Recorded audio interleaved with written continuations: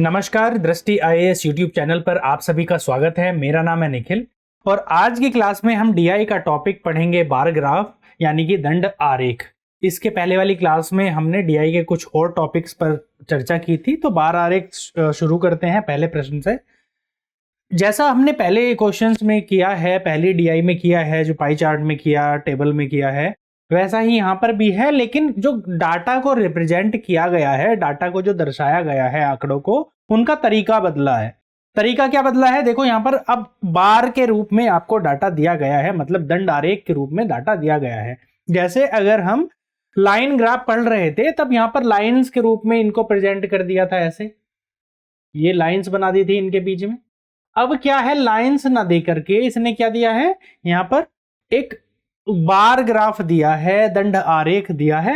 अंतर कुछ खास है नहीं, बस अंतर इसी का है, रिप्रेजेंट करने का अंतर है। क्वेश्चंस वैसे ही सॉल्व होने हैं अगर आपके बेसिक क्लियर है, मतलब कैलकुलेशन, परसेंटेज, रेशियो और एवरेज जैसे चैप्टर अगर आप अच्छे से जानते हैं तो ये बहुत आसान टॉपिक होता है, बहुत ज्यादा टफ क्वेश्चंस आते नहीं है। तो पहले प्रश्न देखते हैं। नीचे दिया गया बार आरेख 2000 से 2001 के लिए 6 कंपनियों B1 से लेकर B6 की किताबों की बिक्री को दर्शाया गया है। अब B1 से B6 ये 6 कंपनियां हैं, इनकी बिक्री दर्शाई है इस आरेख के जरिए। जो ब्लैंक वाला है ये 2000 की बिक्री को दर्शाता है, वर्ष 2000 में जो बिक्री हुई कंपनियों की, और जो 2001 में है वो लाइन जिस पर क्रॉस बनी हुई है उनको दर्शाता है। तो अब प्रश्न क्या है, प्रश्न देखते हैं पहला कि B2 और B4 कंपनियों के लिए दोनों वर्षों की कुल बिक्री का अनुपात क्या है। B2 और B4, तो सबसे पहले B2 पर बात करें तो B2 कौन सा है, ये वाली जो आपका ग्राफ है, ये वाला जो दंड आरेख है ये B2 को दर्शाता है, और B4 के लिए है ये।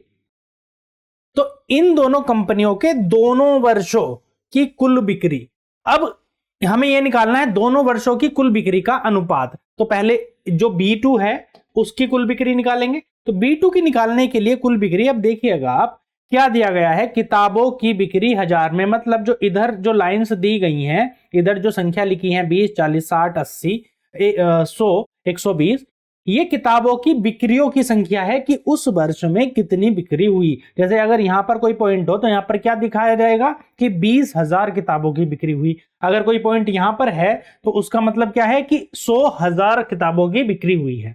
ऐसे ही जो यहां पर दिया गया है नीचे, वो दी गई हैं आपकी कंपनियां। तो अगर मैं B2 की बात करूं तो B2 तो ये है, पूरा का पूरा B2 है।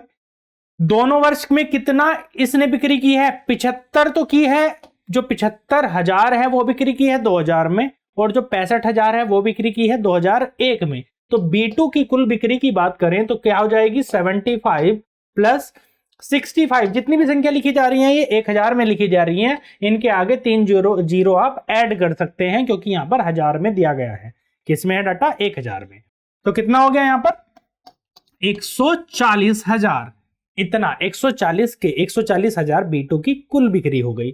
अब अगर B4 की बात करें कि B4 की कुल बिक्री कितनी है, तो B4 लिखा आपने। B4 देखो, B4 यहां पर है, B4 की बिक्री है ये कितनी, 85, तो कितनी किसमें है, 2000 में, और 2001 में बिक्री है 95। सम कितना हो जाएगा, 180। अब इन दोनों की कुल बिक्री का अनुपात निकालना है, मतलब 140/180 या फिर 140 अनुपात 180, या फिर ये लिखें, अगर अभीष्ट अनुपात लिखें हम इसको, कि जो रिक्वायर्ड रेशियो है, कितना रेशियो आपका आना चाहिए वो निकालते हैं। तो वो कितना होगा, अनुपात होगा आपका 140 अनुपात 180, 180। 0 से 0 कट जाएगा, 2 से डिवाइड करेंगे तो कितना आ जाएगा, 2 सत्ते 14 अनुपात 2 नम 18। आपका आंसर क्या मिला, 7:9, जो कि है ऑप्शन डी में, यानी आपका सही आंसर क्या हो जाएगा, ऑप्शन डी। मेरे साथ साथ आप भी सॉल्व करते रहो, इतना आप अब तक हम पढ़ चुके हैं और ये टाइम चल रहा है कि हम अच्छे से और बेहतर तैयारी अपनी करें। तो चलिए अगले प्रश्न पर चलते हैं। इसी बार ग्राफ पर आधारित ये प्रश्न है, सब केवल प्रश्न चेंज हुआ है। देखिएगा क्या प्रश्न है। B1, B3, B6 द्वारा 2000 में की गई किताबों की औसत बिक्री B1, B2 एवं B3 द्वारा 2001 में की गई बिक्रियों की औसत बिक्री के कितने प्रतिशत है। तो प्रतिशत निकालना है, तो पहले किसकी बात करेंगे, इनकी बात करेंगे, B1, B3, B6 की बात करेंगे। B1 ये है, B3 ये है और B6 है ये। इसकी 2000 में, जो वर्ष 2000 में है, वो कितनी बिक्री हुई? B1 की बिक्री कितनी हुई? देखो B1 ये है, 2000 के लिए कौन सा है? ब्लैंक, जिसमें ब्लैंक हो। तो यहां पर कितना है? 80। आपने क्या लिखा? 80 प्लस 2003 में कितनी, B3 में कितनी है 2000 में वर्ष? 95। तो यहां पर आपने लिखा 95, 95 प्लस, और 2000 जो B6 की 2000 में बिक्री है वो है 70, यानी कि 70,000। तो आपने लिखा 70। कुल कुल की बिक्री कितनी हो गई 2000 में? B1, B3 और B6 की जो कि दिया गया था, इसकी कुल बिक्री होगी। इनको ऐड करेंगे 5 और कितना हो जाएगा? 8 या 24, यानी कि 245। इतने हजार की बिक्री उसने की, B1, B3 और B6 ने की थी सन 2000 में, वर्ष 2000 में। ठीक है, तो आगे देखते हैं सेकंड वाला पार्ट क्या दिया गया था कि औसत बिक्री, इनकी औसत बिक्री निकालनी है। ये तो कुल बिक्री आई 245, कितनी है? 245,000 तो कुल बिक्री आई। औसत बिक्री निकालने के लिए क्या करेंगे? बटे 3, क्योंकि क्या होता है औसत? कुल, जो कुल आबादी है या कुल जनसंख्या है या फिर कुल जो नंबर है जिनका सम है, बटे कितने पदों का है, पदों का योग बटे पदों की संख्या। तो पदों का योग तो आया 245, पदों की संख्या कितनी है? 3, जो कि कौन कौन थे? B1, B3 और B6। तो आपने क्या किया? 245 बटे 3 ये कर दिया। ये क्या आया आपका? औसत बिक्री आई किसकी? B1, B3 और B6 की। B1, B2 और B3 की निकालो, किसमें? वर्ष 2001 में, 2001 में। B1 की कितनी है? B1 की है आपकी 105, तो आपने लिखा 105। B2 की कितनी है? B2 की है 65, तो आपने लिखा 65। आगे क्या है? इसके आगे दिया है B3। B3 की देखो, B3 की है 110, आपने लिखा 110। इनका सम कितना आएगा? तीनों को ऐड कर दो, सम आ जाएगा, और डिवाइड बाई करेंगे 3 तो आ जाएगा औसत। 5 और 5 10 का 0, हासिल लगा 1, 1 6 7 और 1 8, और 1 और 1 2, यानी कि 280। और डिवाइड बाई 3 क्यों किया? क्योंकि आपको औसत निकालना है कि औसत बिक्री से कितना प्रतिशत अधिक या से कितना प्रतिशत है। अब देखो आगे क्वेश्चन में दिया गया है कि 2001 में की गई किताबों की औसत बिक्री, जो कि आपने निकाली, कि कितने प्रतिशत है। तो किससे तुलना करी गई है? इस वाली से तुलना करी गई है इसकी। इसका ये कितने प्रतिशत है? तो प्रतिशत कैसे निकालते हैं? आप निकालो 245 बटे 3 डिवाइड बाई 280 बटे 3, इससे ही तो तुलना करी गई है, मल्टीप्लाई बाई 100, मल्टीप्लाई बाई 100। ये करेंगे 3 से तो 3 कट जाएगा, इस 0 से ये 0 कट जाएगा, और किससे चला जाएगा? 7 से काटें, 7 चौक 28, 7 या 21, 3 35, 7 पंजे 35। तो कितना हो गया आपका? 350 बटे 4। 4 से डिवाइड करो, 4 अट्ठे 32, कितना बचा? 3, 4 सत्ते 28 और 20 27, 87.5% आपका आंसर, यानी कि ऑप्शन बी। कैलकुलेट करो, कैलकुलेशन जब तक सही नहीं करोगे, टाइम बहुत ज्यादा लगाओगे, तो ये प्रॉब्लम क्रिएट करेगा आपके एग्जाम में, क्योंकि कैलकुलेशन आपका टाइम बचाती है। नेक्स्ट प्रश्न पर चलते हैं। इसी आरेख पर, इसी वेन डायग्राम, इसी आपके बार ग्राफ पर आधारित ये प्रश्न है। क्वेश्चन पढ़िएगा और मेरे साथ साथ सॉल्व करिएगा। कंपनी B6 द्वारा दोनों वर्षों में की गई किताबों की कुल बिक्री कंपनी B3 द्वारा इसी दौरान की गई कुल बिक्री का कितने प्रतिशत है? तो B6 द्वारा दोनों वर्षों में की गई किताबों की कुल बिक्री, यानी कि इस द्वारा, B6 द्वारा दोनों वर्षों में कितनी बिक्री की गई? किसमें? B6 द्वारा दोनों वर्षों में कुल बिक्री कितनी है? 70 प्लस 80, यानी कि कितनी हो गई? 150 के 150,000। ठीक है, इतनी बिक्री हो गई। आगे क्या है?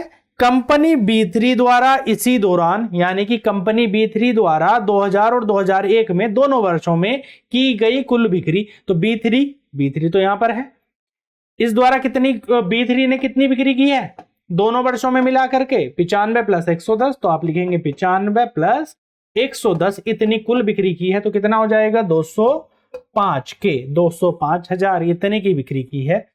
इस दौरान की गई कुल बिक्री की कितने प्रतिशत है? इसका ये कितने प्रतिशत है, जैसे अभी किया था हमने सोल्व, परसेंटेज अगर निकालनी आती है तो बड़ी आसानी से निकाल लेंगे। क्या हो जाएगा? 150 बटे 205 मल्टीप्लाई बाई 100, जिन लोगों को ये डाउट है कि हम 205 नीचे क्यों रख रहे हैं, एक तो आप परसेंटेज की जाके वीडियो देख लेंगे, और दूसरा ये देखो जिससे तुलना की जाती है ना उसको हमेशा नीचे रखा जाता है, ठीक है, जिससे जिसके आधार पे बताना है। तो यहां पर देखो क्या दिया गया है कि देखो क्वेश्चन पढ़ो, बिक्री कंपनी B3 द्वारा इसी दौरान की गई, B3 द्वारा इसी दौरान की गई कुल बिक्री की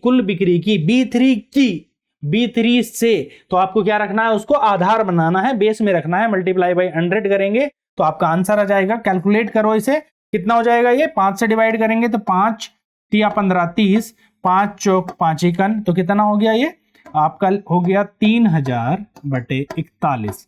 सॉल्व करो, कैलकुलेट करेंगे तो कितना आ जाएगा, आंसर आ जाएगा। 4 से डिवाइड करेंगे तो इसे 4 7 28 यानी 7 वाला रेंज का आंसर होगा जो 7 से शुरू हो रहा होगा। 7 से शुरू कौन सा आंसर हो रहा है, ये, यानी आपका सही आंसर हो जाएगा ऑप्शन सी। कैलकुलेट करेंगे तो कितना आएगा, 73.17। कैलकुलेट कर लेना, ठीक है, आंसर क्या आ जाएगा 73.17। पर ऐसे भी कर सकते हैं ना, 41 से 3000 को डिवाइड करेंगे तो 4 7 28 मतलब 2800 के आसपास होती, तो पूरी कट जाती, 70 के आसपास आंसर होता, मतलब 7 से शुरू होने वाला नंबर होगा जो कि इसमें एक ही है, 73.17%, ये आपका आंसर हो जाएगा। अगले क्वेश्चन पर चलते हैं, अगला प्रश्न देखते हैं। ये एक नया बार ग्राफ है, क्या दिया गया है, नीचे दिए गए बार चित्र में हॉकी मैच के दर्शकों का वर्ष 2000 से लेकर 2000 तक की संख्या का विवरण दिया गया है। तो जो ऊपर की संख्याएं हैं ये किसके हैं, हॉकी मैच के दर्शक हैं, ये लाख में है, दर्शकों की संख्या लाख में, मतलब पहले वाले क्वेश्चन में भी देखा था हमने, वो संख्या क्या थी, 1000 में थी, यहाँ पर लाख में है। 2000 से लेकर 2004 ये वर्षों को रिप्रेजेंट करते हैं कि 2000 में इतनी थी, 2001 में, 2 में, 3 में और 4 में। क्वेश्चन पढ़ेंगे और साथ साथ में सॉल्व करेंगे। किस वर्ष में दर्शकों की संख्या में सर्वाधिक कमी हुई है पिछले वर्ष की तुलना में। पहले तो ये देख लो कि कमी कहां पे हुई है, यहां से ये कम हुआ, यहां से ये कम हुआ, मतलब या तो 2004 होगा या 2002 होगा आंसर। इन दोनों में से एक हो सकता है या दोनों भी हो सकते हैं, ऑप्शन से देखेंगे। देखो 2002 में कितनी कमी हुई, 2002 में कमी कितनी हुई, अगर मैं ये लिखूं कि 2002 में कितनी कमी हुई तो आप बताओगे पहले कितनी थी, 300, अब कितनी हो गई 2002 में, 150 हो गई, यानी कि कमी हुई आपकी 150 लाख की, क्योंकि संख्या लाख में है इसलिए मैं लाख बोल रहा हूं। कमी कितनी हुई, 150 की हुई। ऐसे ही अगर 2004 देखें, यहां पर भी तो कमी हुई है पहले की तुलना में, तो 2004 में कितनी हुई, 2004 में कमी कितनी हो जाएगी आपकी, पहले था 250 और अब 250 के बाद में 2004 में कितनी बची, 100, यहां पर कितनी बची है 150, यहां पर भी 150 की कमी, यहां पर भी 150 लाख की कमी, यानी कि दोनों के दोनों में क्या है, कमी बराबर है। तो आपका आंसर क्या हो जाएगा कि सर्वाधिक कमी किसमें हुई, 2002 में भी हुई और 2004 में भी, यानी कि दोनों में कमी हुई। आंसर हो जाएगा आपका सही ऑप्शन सी, कि 2002 और 2004 में बहुत कमी हुई। कितने की कमी हुई, 150 की। अगर ये नंबर भी पूछा जाता तो आप बता देते 150 की कमी हुई। लेकिन अगर क्वेश्चन में पूछा होता कि कितने परसेंटेज में, कितने परसेंट की कमी हुई, तब आंसर वेरी करते, अलग होते, हम वो भी समझेंगे कि क्यों अलग होते। ठीक है, अगले प्रश्न पर चलते हैं, देखते हैं। यही आपका चार्ट है, दिया गया है और इसके आधार पर ही आपको क्वेश्चन का आंसर देना है। किस वर्ष दर्शकों की संख्या में 50% की वृद्धि दर्ज की गई। तो सबसे पहले तो चार्ट से ये देख लो आपने बार ग्राफ से कि वृद्धि कहां पर हुई है, यहां से यहां पर वृद्धि हुई है, यानी 2001 में हो सकती है, यहां से यहां पर हुई है, या फिर 2003 में, या तो 2001 आंसर हो सकता है या फिर 2003 आंसर हो सकता है, और तो कोई आंसर होने की संभावना है भी नहीं। तो 2001 की बात करूं तो इसमें कितनी वृद्धि हुई है, 2001 में वृद्धि हुई होगी तो किसी बेस ईयर से हुई होगी, मतलब उसके पहले वाले वर्ष से ही तो ज्यादा है, जब तो वृद्धि है। तो पहला वाला वर्ष है 2000 में संख्या कितनी थी, 200 से बढ़ के संख्या कितनी हो गई, 200 से बढ़ के संख्या हो गई 300, यानी वृद्धि की बात करें तो वृद्धि कितनी हुई है आपकी, 100 की वृद्धि हुई है, 100 लाख की वृद्धि हुई है 2001 में। लेकिन ये परसेंटेज में नहीं हुई है, उसने पूछा है कि 50% की वृद्धि कब हुई, तो 50% की 200 से कितना हुआ, 300 हुआ, 100 की तो वृद्धि हुई, लेकिन परसेंटेज में कितनी वृद्धि हुई, 100 वृद्धि बटे बेस ईयर, जो कि जो भी आधार है उसको क्या रखेंगे, डिवाइड करेंगे उससे और मल्टीप्लाई बाय 100। 0 से 0 कटेंगे दोनों, 2 से काटो इसको, कितना आ गया 50%। आपका आंसर कितना हो गया 50%, यानी कि किसमें है 2001 में। आंसर हो जाएगा ऑप्शन सी। ऐसा भी हो सकता है ना 2003 में भी इतनी वृद्धि हुई हो, तो 2003 को भी चेक कर लेते हैं। 2003 में कितनी वृद्धि हुई है वो देखते हैं। 2003 में 150 से कितना हो गया 250, यानी पहले था 150 और उसके बाद में वृद्धि होकर कितना हो गया 250। जो टोटल वृद्धि है वो कितनी हुई 100 की वृद्धि हुई। लेकिन 100 की वृद्धि किस पे हुई 150 पर हुई। बेस ईयर तो बेस तो 150 है, तो आप निकालेंगे इसको, कितना होगा 100/150 मल्टीप्लाई बाय 100। 0 से 0 कटेगा, 5 से डिवाइड करो, 5 दिया 15 और 5 दूनी 10, यानी 200/3, जो किया जाएगा आपका 3 छंग 60 समथिंग 66.66%। इतने की क्या हुई है वृद्धि हुई है पहले की तुलना में। कितने की वृद्धि हुई है 100 की वृद्धि हुई है, यानी 66.66% की आपकी वृद्धि हुई है। आपको बताना क्या था कि केवल 50% की वृद्धि हुई हो, यानी 200 से 300। आपका आंसर हो जाएगा ऑप्शन सी, नहीं यहां पर हो जाएगा ऑप्शन ए आंसर होगा, सी नहीं होगा, ए होगा आंसर, कि 2001 में वृद्धि हुई है, 50% की वृद्धि हुई है। ठीक है, अगले प्रश्न पर चलते हैं। किस वर्ष में प्रतिशत वृद्धि सर्वाधिक थी पिछले वर्ष के मुकाबले? तो पहले तो यही देखो कि वृद्धि कहां पर थी, यहां पर थी और यहां पर थी। पिछले वर्ष के मुकाबले सर्वाधिक वृद्धि कहां पर थी? इसके पहले क्वेश्चन में हमने यही सोल्व किया है। क्या सोल्व किया है कि 2001 में वृद्धि बतानी है आपको, तो आपने बता दिया 2001 में वृद्धि हुई 100 की। किससे हुई 2000 से, तो 2000 में कितना था 200 वैल्यू थी, यहां पर 200 लाख दर्शक थे, और मल्टीप्लाई बाई आपने किया 100। जो वृद्धि परसेंटेज आया वो आया आपका 50%। ठीक है, अब 2003 में देखो, 2003 में वृद्धि कितनी हुई 100 की। किस पर हुई 150 पर, तो बटे करेंगे 150 और मल्टीप्लाई बाई 100। सोल्व करो इसे, कितना आ जाएगा, सोल्व करेंगे इसको कैलकुलेट करके कितना आ जाएगा। अभी हमने सोल्व किया था 66 2/3% या 66 सही 6-7% की वृद्धि हुई। जो आपका आंसर क्या है कि ज्यादा वृद्धि किस में हुई, ज्यादा वृद्धि तो इस वाले में हुई, यानी कि ऑप्शन बी आपका सही आंसर है। पिछले वर्ष के मुकाबले वर्ष 2003 में सर्वाधिक प्रतिशत वृद्धि हुई। अगर यहां पर प्रतिशत वृद्धि नहीं दिया हुआ होता तो आपका आंसर जैसा कि आपने इसके पहले वाले क्वेश्चन में किया था कि दोनों में वृद्धि क्या थी, समान थी, लेकिन परसेंटेज में अलग अलग है। 2001 में और 2003 में परसेंटेज में अलग अलग है, हालांकि वृद्धि समान है। क्यों अलग है, यहां पर बेस जो है वो 200 है और यहां पर बेस है 150। अगर बेस अलग है तो परसेंटेज भी अलग ही आएंगे। अगले प्रश्न पर चलते हैं। एक और ये 2018 में पूछा गया था, इससे क्वेश्चन को पढ़ लीजिए, आराम से समझिएगा क्या है क्वेश्चन। जब तक समझ में नहीं आएगा प्रश्न करना बहुत मुश्किल है। निम्नलिखित 3 प्रश्नांशों 3 प्रश्नों के लिए ये आपको दिया गया है पैराग्राफ, जो किसी वर्ष में 6 माह की अवधि के दौरान 3 अलग अलग प्रकार की स्टील के आयातों को दर्शाता है। एक तो कुंडली स्टील, चादर स्टील और कतरन स्टील को यह दर्शाता है। ये आपका जो ग्राफ दिया गया है, कोष्टक में दिए गए आंकड़े 6 माह की अवधि के दौरान प्रति टन औसत लागत दर्शाते हैं। तो ये क्या दर्शाते हैं, जो ब्रैकेट में आंकड़े दिए हैं प्रति टन औसत लागत को दर्शाते हैं। ये $320 और $256 और $175। अब प्रश्न देखो, प्रश्न का किसका आंसर देना है। वर्ष के प्रथम 3 माह में, वर्ष के प्रथम 3 माह मतलब जनवरी, फरवरी और मार्च में चादर स्टील का आयात, चादर कौन सी है, ये वाली है जिसमें कि इस तरह से लाइन है, ये चादर है। ठीक है, चादर स्टील का आयात कुंडली स्टील के आयात से अधिक था। कितना अधिक था, कुंडली स्टील कौन सी है, ब्लैंक वाली, कुंडली स्टील के आयात से कितना अधिक था, किसका, चादर स्टील का आयात।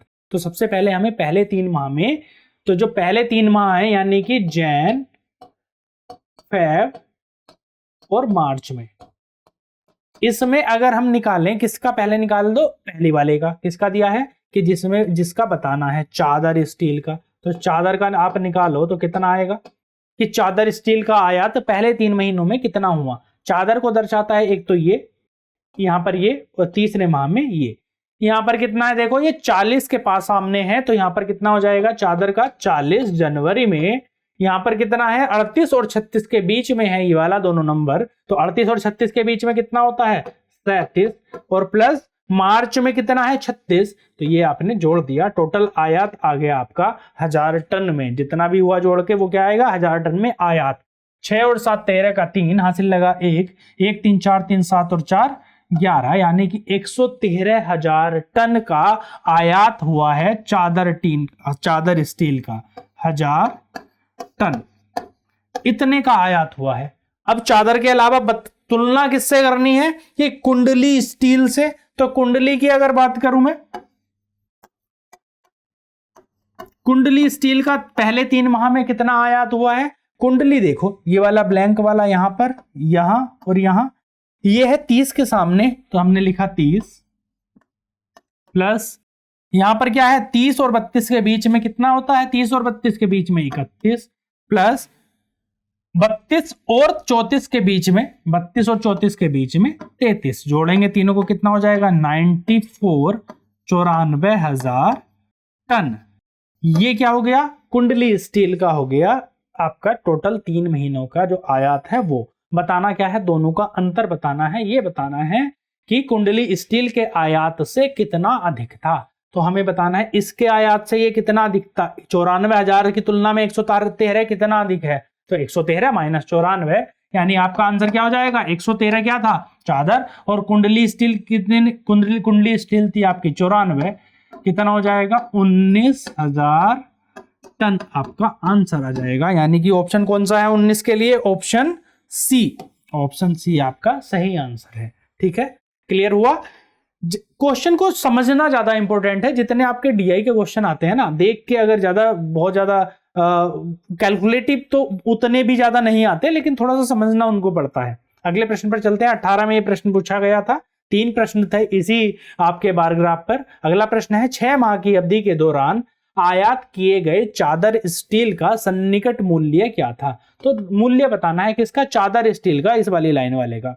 6 माह में इतना आयात हुआ, देखो जहां पर मैंने निशान लगाए हैं ये 6 माह की अवधि को तो है, किसका है चादर स्टील का। तो पहले तो ये पता करो कि टोटल कितना आयात हुआ। चादर स्टील का कितने आयात हुआ, जनवरी में हुआ आपका 40, साथ में मेरे सोल्व करो आप भी। फरवरी में कितना हुआ 37, 36 और 38 के बीच में है, प्लस मार्च में कितना हुआ 36, अप्रैल में कितना हुआ 36, मार्च में भी अप्रैल में भी बराबर है तो 36, प्लस मई में हुआ आपका 34, प्लस जून में कितना हुआ है 34, जून मई और जून में कितना है 34। इतना तो आयात हुआ है 6 के 6 महीनों में। तो पहले टोटल आयात ही काउंट करें, कितना हो जाएगा 4 4 8 6 14 6 20 7 27 का 7, हासिल लगे 2 2 3 5 5 3 8 8 3 11 11 3 14 3 17 और 4 21, यानी कि 217,000 टन का कुल आयात हुआ 6 माह में। किसका, चादर स्टील का आयात हुआ। अब बताना है कुल मूल्य कितना था। अब स्टार्टिंग में ये पॉइंट दे रखा था, देखो ये दिए गए कोष्टक में आंकड़े 6 माह की अवधि के दौरान प्रति टन औसत लागत दर्शाते हैं। प्रति टन, 1 टन की औसत लागत दर्शाते हैं, कौन से, ब्रैकेट के आंकड़े। मतलब 1 टन की लागत कितनी है $256। ठीक है, तो किसकी आपको लागत बतानी है 217 टन की। तो 217 टन की लागत कितनी हो जाएगी 217 मल्टीप्लाई बाई 256, क्योंकि लागत तो ऐसे ही आएगी 256। कैलकुलेट करो, 256 की गुणा करो 217 से, वैल्यू आपकी आ जाएगी, लगभग में पूछी है सन्निकट मूल्य क्या है, तो आपका आंसर आ जाएगा 55,550, यानी ऑप्शन सी। ऐसे भी कर सकते हैं ना, लगभग में पूछा है तो इसको हमने क्या ले लिया 220, 17 को कर लिया 220 गुणा, यहां पर कितना था 256, तो इसको कर लिया आपने 260। तो अराउंड जो भी वैल्यू आएगी वो क्या आ जाएगी, अप्रोक्स वैल्यू आ जाएगी, ये लगभग में वैल्यू आ जाएगी आपकी, लगभग की वैल्यू आ जाएगी। आंसर क्या हो जाएगा, ऑप्शन सी कैलकुलेट करेंगे तो आ जाएगा, इतना ही वैल्यू जो है आ जाएगी। अगले प्रश्न पर चलते हैं। प्रश्न देखो, सेम बार ग्राफ है। प्रश्न, वर्ष के प्रथम माह में आयातित चादर, वर्ष के प्रथम माह में आयातित चादर स्टील और कतरन स्टील का सन्निकट अनुपात है। चादर स्टील का और कतरन स्टील का, चादर को कौन सी, ये वाली, और कतरन स्टील कौन सी है, कतरन है ये वाली जिसमें प्लस का साइन इस तरह से बने हुए हैं या बॉक्स बने हुए हैं ये वाले, ये क्या है कतरन स्टील को प्रदर्शित करता है। इनका सन्निकट अनुपात क्या है प्रथम 3 माह में? तो प्रथम 3 माह का ये रहा, किसका? चादर स्टील का। तो एक बार निकालो आप चादर स्टील के लिए। चादर के लिए अभी हमने आप पहले क्वेश्चन में निकाला भी था, फिर भी कैलकुलेट कर लीजिए। 40 प्लस यहां पर कितना है 37 और प्लस कितना हो जाएगा ये 36।